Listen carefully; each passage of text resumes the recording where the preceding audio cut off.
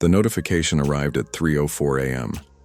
Not a phone call, not a letter, just a system-generated ping from a federal server, a cold digital execution, delivered in the dead of a Calgary winter. Status: rejected. Reason: non-compliant formatting. Richard Dodge sat in his home office. His family was asleep, unaware that the financial cornerstone of their next quarter had just evaporated.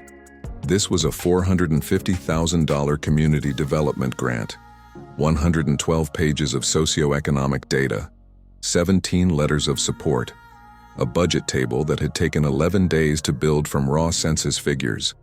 The software had not even reached his narrative. It had stopped at the technical appendix on page 3. Deep within page 84 of the request for proposals was a subclause regarding PDF conversion, a specific margin setting of exactly 1.0 inches, a 10-point Arial font for all table captions. The AI drafting tool Richard had used had auto-adjusted the margins to 1.2 inches and bumped the font to 11 point. The federal portal's automated gatekeeper flagged the discrepancy in 1.4 seconds. It did not offer a chance to edit. It simply closed the door. Richard did not feel anger. He felt something worse. The machine had failed the machine. And Richard was left staring at a screen that had erased 6 weeks of his life and a neighborhood's future before the sun came up. He sat there for 2 hours, trying to figure out how he was going to make that phone call in the morning. The problem: Richard was not a corporate consultant billing Fortune 500 clients. He was a specialist for small, mission-driven nonprofits, organizations where a single rejected grant can mean 3 staff members lose their jobs before Christmas. His clients did not have reserves. They had hope and a deadline. For 11 years, his professional life had been governed by a 22% success rate, respectable in the grant-writing world. But the internal cost was something the industry never talks about. Every proposal consumed 40 to 50 hours, not creative writing, grinding administrative endurance, 15 funders, 15 separate systems, 15 sets of rules he carried in his head because there was no other place to put them. He was a strategist buried alive under data entry, hard-capped at 2, maybe 3 major proposals per month. If one failed, his quarterly revenue did not dip. It collapsed, no cushion. Just Richard, his desk, his coffee going cold, and a burnout that had been building for years. When he discovered generative AI, he believed he had finally found his leverage point. He did not yet understand that he was walking toward the most expensive lesson of his career: the discovery. The first time Richard used ChatGPT to draft a statement of need, he did not move for a full minute. What had just happened in 4 hours would normally have taken 3 full working days. He fed the system a decade of his strongest successful grants, uploaded the RFP requirements, and watched as the tool generated a narrative that was structured, specific, and 80% of the way to submission ready. He started pushing further, complex prompts analyzing federal labor statistics woven directly into the narrative.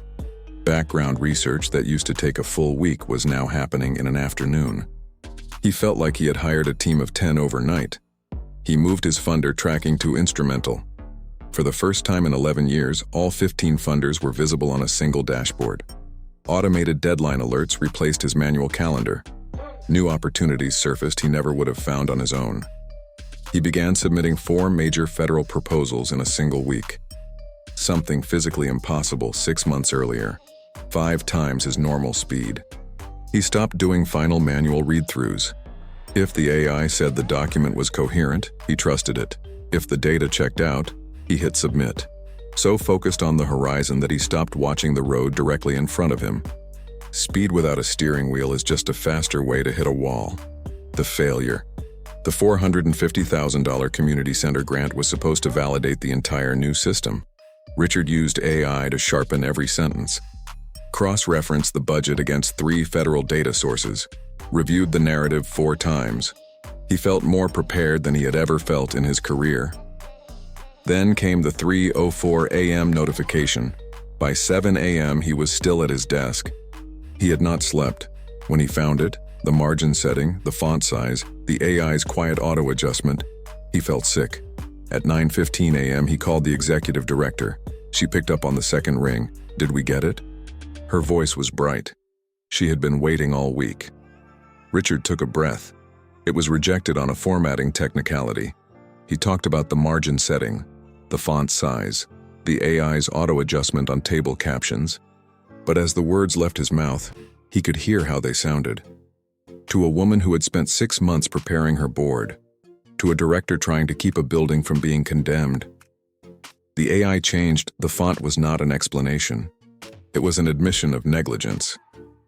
That night, Richard sat in his office and genuinely considered closing the firm, not restructuring it. Closing it. In his rush to scale, he had stopped being a grant writer. He had become a prompt engineer, and prompt engineers do not carry professional responsibility. Grant writers do. The AI had built a beautiful narrative on a foundation the federal government's automated gatekeeper could not recognize. That was not the AI's fault. It was his, the rebuild.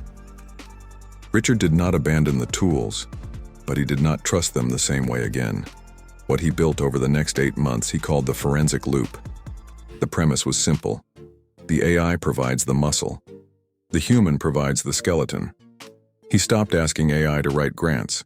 He started asking it to process modules, 12 discrete sections, each one drafted, verified, and approved independently. Nothing moved forward until the previous module had cleared a compliance check. He rebuilt his use of instrumental entirely, no longer just a deadline tracker. He used it to reverse engineer funder behavior, studying which proposal structures had succeeded in each subsector over the previous 3 funding cycles. Before he wrote a single word, he knew exactly what a winning proposal looked like for that agency. He brought Grammarly into the workflow for compliance, not grammar. Custom-style guides mirroring the exact technical requirements of each RFP. If an agency required 10-point Arial on table captions, that rule was hard-coded. Any deviation triggered an automatic flag before the document ever reached his eyes. Then, the human-in-the-loop audit.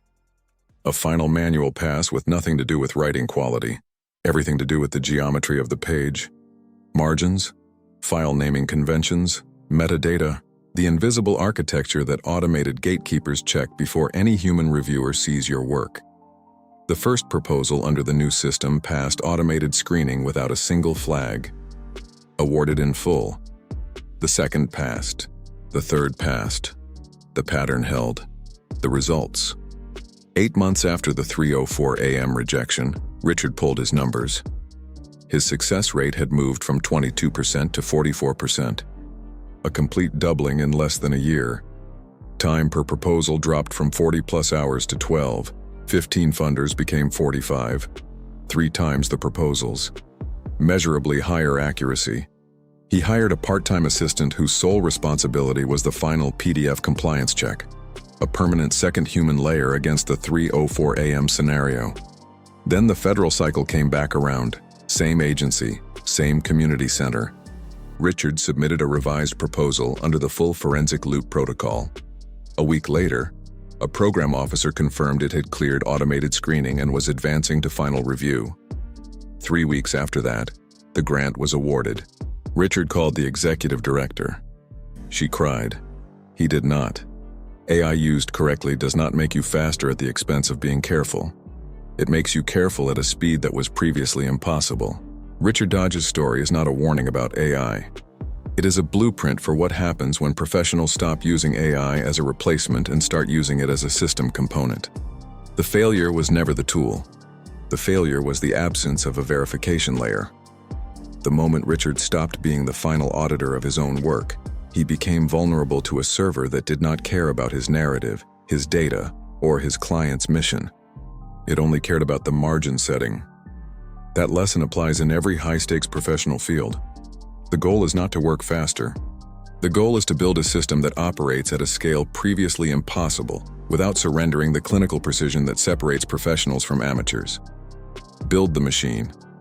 Vet every module. Check the margins yourself. If this kind of thinking applies to the work you do every day, subscribe to the AI Advantage. New episodes every Tuesday and Thursday.